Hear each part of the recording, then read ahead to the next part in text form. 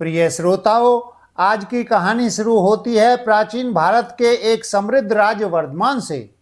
यहाँ एक ब्राह्मण पुत्र रहता था जिसका नाम था शक्तिदेव। शक्तिदेव दिखने में तेजस्वी था, बुद्धिमान था, लेकिन उसे एक ऐसी बीमारी थी जो इंसान को जीते जी मार देती है। वह थी जुए की लत। शक्तिदेव दिन भर जुआरियों के बीच बैठा रहता। उसे लगता कि एक न एक दिन वह सबसे बड़ी बाजी जीतेगा, लेकिन होनी को कुछ और ही मंजूर था। एक काली रात शक्तिदेव अपना सब कुछ हार गया। जब वह जुए के अड्डे से बाहर निकला तो उसके पास तन ढकने के लिए केवल एक फटा हुआ कपड़ा था। भूखा प्यासा शक्तिदेव सड़कों पर भटक रहा था। तभी उसने सुना कि शहर के चौराहे पर एक मुनादी हो रही है। वर्धमान के राजा की एक अत्यंत सुंदर पुत्री थी, राजकुमारी कनकलेखा। उसकी सुंदरता की चर्चा दूर दूर तक फैली हुई थी, लेकिन राजकुमारी ने विवाह के लिए एक ऐसी विचित्र शर्त रखी थी जिसे सुनकर बड़े बड़े विद्वान भी अपना सिर खुजलाने पर मजबूर थे। राजकुमारी का कहना था, मैं केवल उसी पुरुष से विवाह करूंगी जिसने अपनी आंखों से रहस्यमयी कनकपुरी यानी स्वर्ण नगरी देखी हो। कई राजकुमार आए और बोले, राजकुमारी, हमने दुनिया का कोना कोना देखा है, पर यह कनकपुरी कहाँ है? राजकुमारी बस मुस्कुराती और उन्हें वापस भेज देती। शक्तिदेव जो भूख से बेहाल था, उसने भीड़ में खड़े होकर यह घोषणा सुनी। उसने सोचा, मेरे पास खोने के लिए क्या है? इज्जत जा चुकी है, पैसा है नहीं। अगर मैं झूठ बोल दूं कि मैंने कनकपुरी देखी है तो कम से कम कुछ दिनों तक महल में राजसी भोजन तो मिलेगा। यह एक जुआरी का आखिरी दाव था। शक्तिदेव ने अपनी फटी हुई धोती संभाली और सीधे राजा के दरबार की ओर चल पड़ा। दरबार खचाखच भरा था। राजा अपने सिंहासन पर चिंतित बैठे थे। तभी शक्तिदेव चिल्लाया, महाराज, मैं जानता हूं कनकपुरी कहाँ है। मैंने उसे अपनी आंखों से देखा है। राजकुमारी कनकलेखा, जो पर्दे के पीछे बैठी थी, अचानक सामने आई। उसकी आंखों में एक अजीब सी चमक थी, जैसे वह शक्तिदेव के झूठ को आर पार देख रही हो। राजकुमारी ने पूछा, हे ब्राह्मण पुत्र, क्या तुम सच कह रहे हो? याद रखना, अगर तुम्हारा दावा झूठा निकला तो सजा केवल मृत्यु होगी। शक्तिदेव का दिल तेजी से धड़क रहा था, लेकिन उसने अपनी आवाज में विश्वास भरते हुए कहा, हाँ राजकुमारी, वह नगर समुद्र के उस पार है जहां की दीवारें सोने की हैं।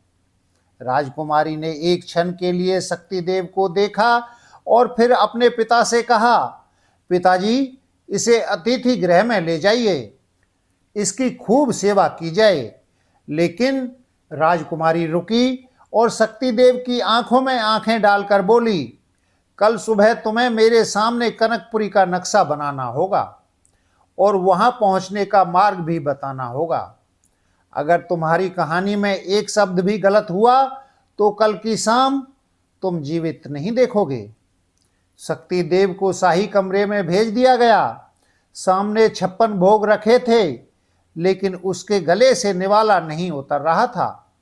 उसने झूठ तो बोल दिया था, लेकिन अब उसके पास केवल 2 रास्ते थे, या तो सुबह अपनी गर्दन कटा ले या फिर रातों रात इस महल से भागकर उस नगर को सच में खोजे जिसका शायद अस्तित्व ही नहीं था। रात का तीसरा पहर था। महल के अतिथि कक्ष में शक्तिदेव बेचैनी से टहल रहा था। उसने सोचा, अगर मैं सुबह यहां रहा तो मेरा झूठ पकड़ा जाएगा। राजकुमारी कनकलेखा साधारण स्त्री नहीं है। उसकी आंखों ने मेरा झूठ पहले ही पढ़ लिया है। भागना ही एकमात्र रास्ता है। शक्तिदेव ने चादरों की रस्सी बनाई और बड़ी सावधानी से महल की ऊंची दीवारों से नीचे उतर गया। उसने वर्धमान शहर की सीमाओं को पीछे छोड़ दिया। उसे नहीं पता था कि वह कहाँ जा रहा है। उसे बस इतना पता था कि उसे कनकपुरी को खोजना ही होगा, चाहे वह इस दुनिया में हो या पाताल में। दिन बीतते गए, उसने ऊंचे पहाड़ों को लांघा, उफनती नदियों को पार किया और अंततः वह पहुंच गया विंध्य के घने जंगलों में। शक्तिदेव थककर चूर हो चुका था, उसके पैरों में छाले पड़ गए थे। एक दोपहर जब वह एक पुराने बरगद के पेड़ के नीचे लेटा था, उसे दूर से कहीं शंख की ध्वनि सुनाई दी। शक्तिदेव अपनी बची कुची ताकत बटोरकर उस ध्वनि की दिशा में चल दिया। वहां उसने एक अद्भुत दृश्य देखा। घने जंगलों के बीचों बीच एक शांत आश्रम था। हवा में हवन की पवित्र सुगंध थी। वहां एक कुटिया के बाहर एक अत्यंत वृद्ध तेजस्वी ऋषि बैठे थे। उनकी आंखों में तेज ऐसा था जैसे वे भूत और भविष्य सब देख सकते हैं। उनका नाम था महर्षि दीर्घ तपस। शक्तिदेव ने ऋषि के चरणों में गिरकर प्रणाम किया। ऋषि ने अपनी आंखें खोली और मंद मुस्कान के साथ कहा, पुत्र शक्तिदेव, तुम एक ऐसे सत्य की खोज में निकले हो जिसकी बुनियाद एक झूठ पर टिकी है। बताओ क्या ढूंढ रहे हो? शक्तिदेव चौंक गया। ऋषि को उसका नाम और उसके झूठ के बारे में कैसे पता चला? शक्तिदेव ने हाथ जोड़कर अपना सिर झुका लिया।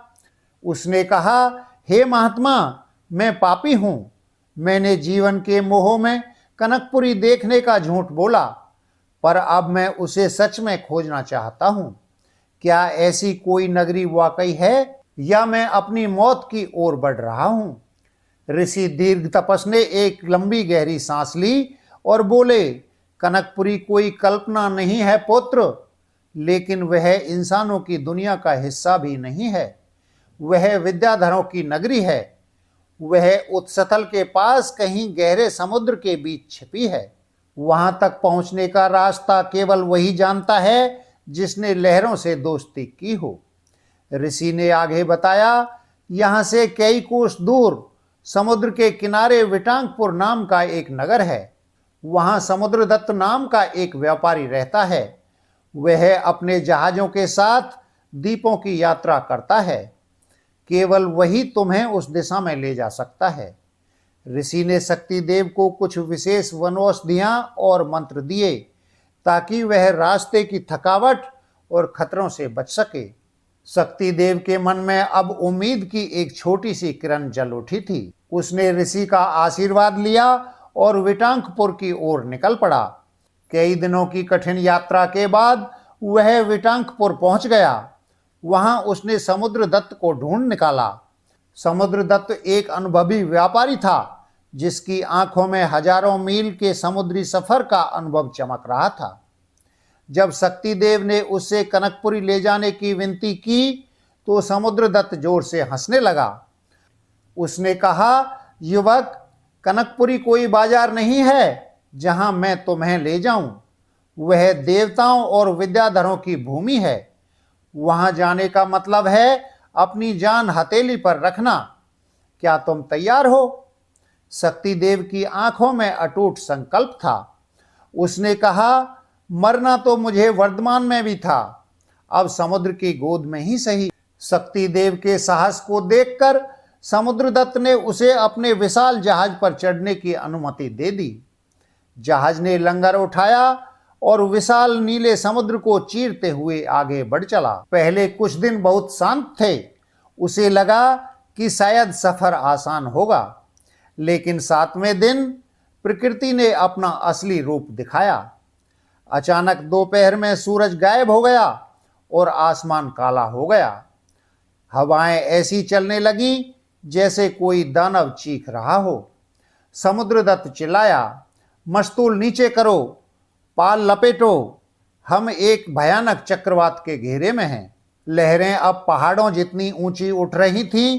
जहाज एक छोटे से तिनके की तरह ऊपर नीचे हो रहा था। अचानक एक विशाल लहर जहाज से टकराई। एक जोरदार कड़कड़ाहट हुई और जहाज के 2 टुकड़े हो गए। चारों ओर चीख पुकार मच गई। लोग लहरों में विलीन होने लगे। शक्तिदेव ने एक बड़े से लकड़ी के तख्ते को पकड़ लिया। वह चिल्लाया, लेकिन उसकी आवाज तूफान के शोर में दब गई।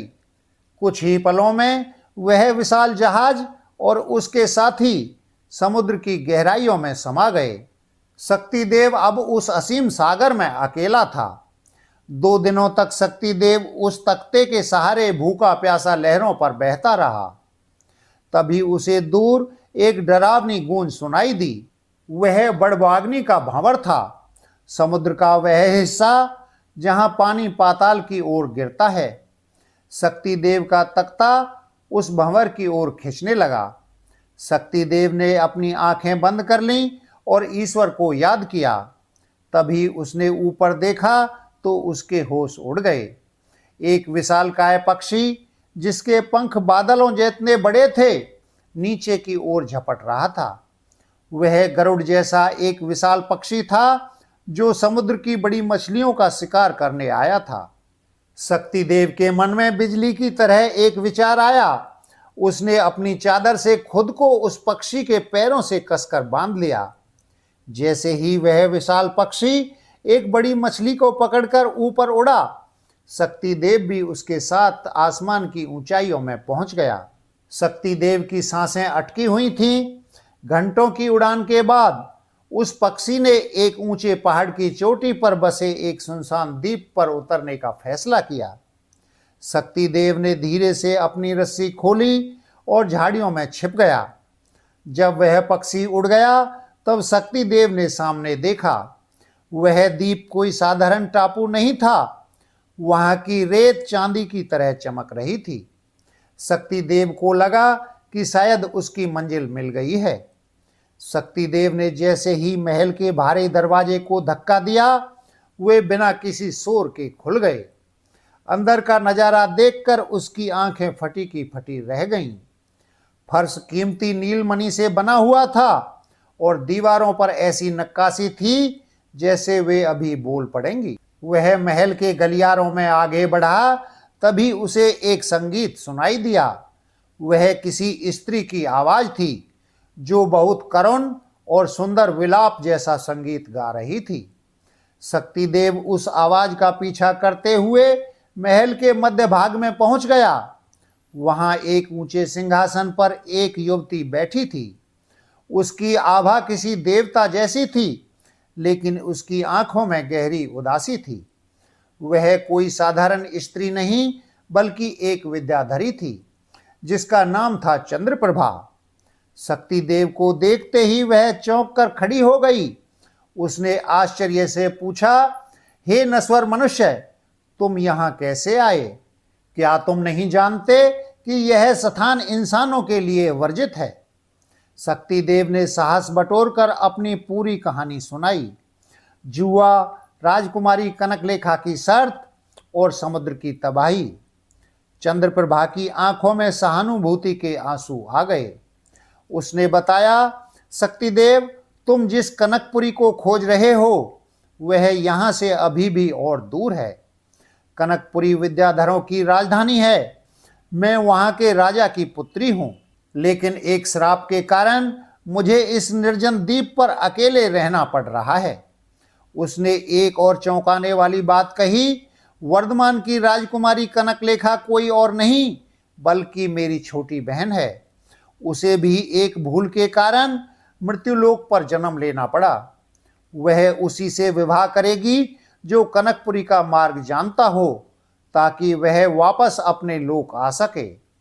अभी वे बात ही कर रहे थे कि अचानक पूरा द्वीप कांपने लगा। आसमान से बिजली कड़कने लगी और महल के बाहर एक भयानक चीख सुनाई दी। चंद्रप्रभा थरथर कांपने लगी। उसने कहा, शक्तिदेव, वह आ गया। एक दुष्ट राक्षस जो मुझे डराकर मुझसे विवाह करना चाहता है। आज तक यहाँ जो भी मनुष्य पहुंचा उसने उसे अपना ग्रास बना लिया। आज तुम्हारी परीक्षा है। अगर तुम यहाँ जीवित बचना चाहते हो तो तुम्हें लड़ना होगा। चंद्रप्रभा ने शक्तिदेव को एक दिव्य वस्त्र प्रदान किया जो बिजली की तरह चमक रहा था। महल के द्वार टूट गए और एक विशालकाय राक्षस अंदर आ गया। उसकी आंखें जलते हुए अंगारों जैसी थीं। उसने शक्ति देव को देखते ही अट्टहास किया। शक्ति देव ने डर को किनारे किया। उसने सोचा, अगर भागूंगा तो भी मरूंगा, लड़ूंगा तो शायद इतिहास बन जाऊंगा। उसने उस राक्षस पर हमला किया। लड़ाई भयानक थी। अंत में शक्ति देव ने ऋषि दीर्घ तपस द्वारा दिए गए मंत्र का स्मरण किया। एक भयानक धमाके के साथ राक्षस राख की ढेरी में बदल गया। चंद्रप्रभा खुश हो गई। उसने शक्ति देव को गले लगा लिया और कहा, तुमने मुझे इस आतंक से मुक्त कर दिया। अब मैं तुम्हें कनकपुरी का गुप्त रास्ता बताऊंगी। उसने महल के पीछे एक गुप्त गुफा की ओर इशारा किया, लेकिन उसके चेहरे पर फिर चिंता की लकीरें उभर आईं। उसने कहा, शक्ति देव, इस गुफा के अंत में एक मायावी द्वार है। उसे पार करने के लिए तुम्हें अपनी सबसे बड़ी कमजोरी का त्याग करना होगा। याद रखना, अंदर जो भी वैभव दिखे उसे छूना मत, वरना तुम कभी इंसान नहीं रहोगे। शक्ति देव ने गुफा के अंधेरे में कदम रखा। जैसे ही वह आगे बढ़ा, गुफा के अंदर का अंधेरा अचानक एक चमक में बदल गया। शक्ति देव की आंखें चौंधिया गईं। सामने हीरों के ढेर थे। तभी उसे एक जानी पहचानी आवाज सुनाई दी, शक्ति देव रुको, देखो मैं यहां हूं। उसने मुड़कर देखा, वहां राजकुमारी कनकलेखा खड़ी थी। वह अत्यंत सुंदर वस्त्रों में थी और उसके हाथों में वरमाला थी। वह बोली, तुम्हें कहीं जाने की जरूरत नहीं है, मैं यही हूं। यह सारा धन तुम्हारा है, बस मेरा हाथ थाम लो। शक्ति देव का हाथ उस सोने की ओर बढ़ने ही वाला था कि तभी उसके कानों में चंद्रप्रभा की चेतावनी गूंजने लगी, अंदर जो भी वैभव दिखे उसे छूना मत। शक्ति देव ने अपनी आंखें बंद कर ली और एक गहरी सांस ली। उसने समझ लिया कि यह सब उसकी इंद्रियों की परीक्षा है। उसने मन ही मन मंत्र पढ़ा और बिना पीछे मुड़े उस रोशनी की ओर दौड़ लगा दी जो गुफा के दूसरे छोर पर दिख रही थी। जैसे ही वह गुफा से बाहर निकला, उसके सामने जो दृश्य था उसे देखकर उसके मुंह से शब्द नहीं निकले। वह एक ऐसी नगरी थी जो बादलों के ऊपर तैर रही थी। हर इमारत शुद्ध सोने से बनी थी। सड़कों पर चांदी की धूल बिछी थी। वहां के वृक्षों पर फल नहीं बल्कि चमकते हुए रतन लटक रहे थे। हवा में संगीत था और वहां के निवासी साधारण मनुष्य नहीं बल्कि दिव्य आभा वाले विद्याधर थे।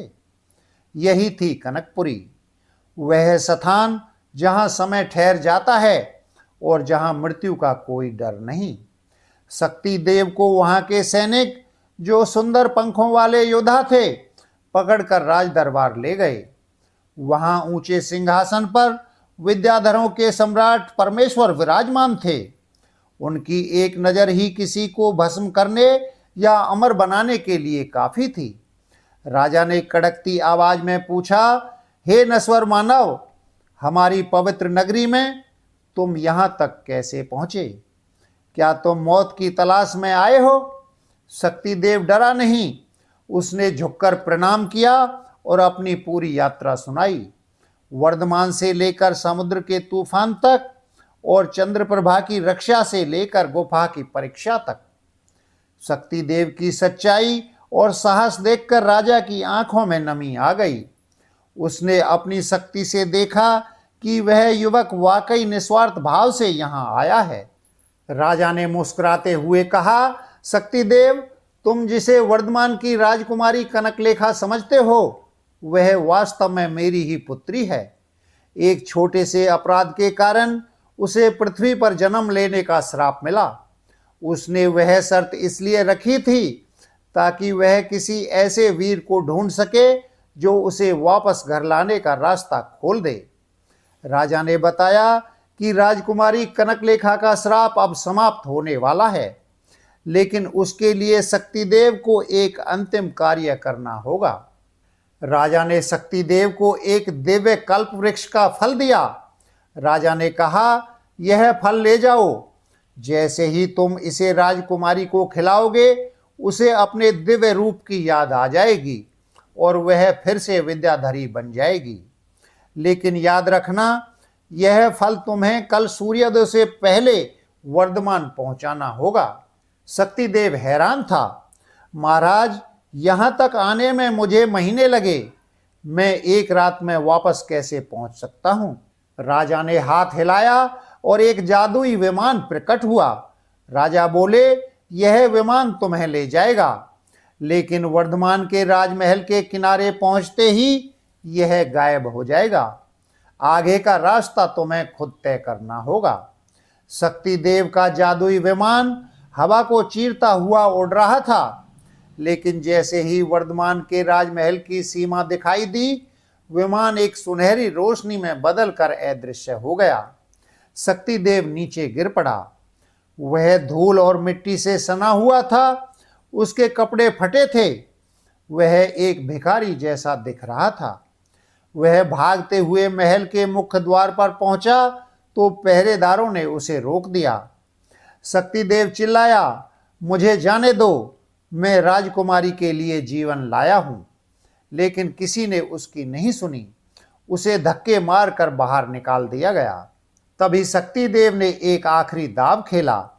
उसने महल की दीवार पर चढ़कर छलांग लगाई और सीधे बीच महल में जा गिरा। सब लोग दंग रह गए। राजा चिल्लाया, इसे बाहर निकालो। लेकिन शक्तिदेव ने अपनी फटी हुई झोली से वह दिव्य फल निकाला। फल की दिव्य चमक से पूरा महल जगमगा उठा। कनकलेखा की आंखें फटी की फटी रह गईं। उसने पहचान लिया, यह वही फल था जो केवल कनकपुरी में मिलता है। राजकुमारी दौड़कर शक्तिदेव के पास आई और उसके हाथों से वह फल ले लिया। जैसे ही उसने फल का एक छोटा सा टुकड़ा चखा, उसके शरीर से एक दिव्य प्रकाश निकलने लगा।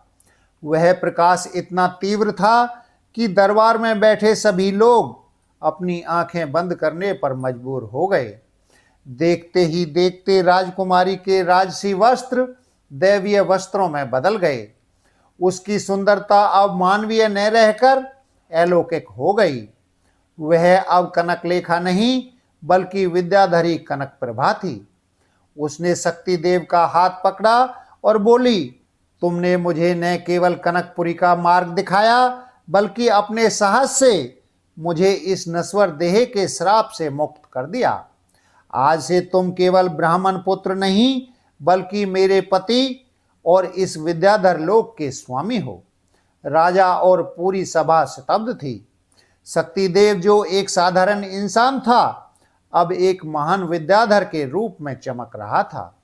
दोस्तों, शक्तिदेव ने यह साबित कर दिया कि इंसान की किस्मत सितारों में नहीं उसके साहस में होती है।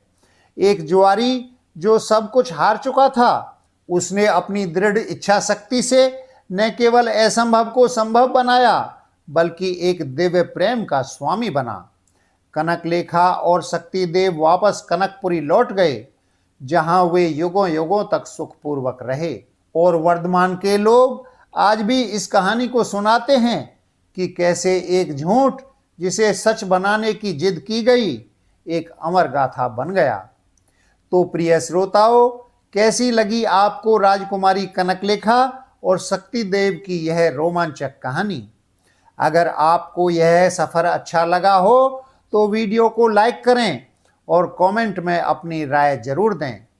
ऐसी ही और पौराणिक कहानियों के लिए हमारे चैनल को सब्सक्राइब करना ना भूलें। फिर मिलेंगे किसी और नई कहानी के साथ। तब तक के लिए नमस्कार।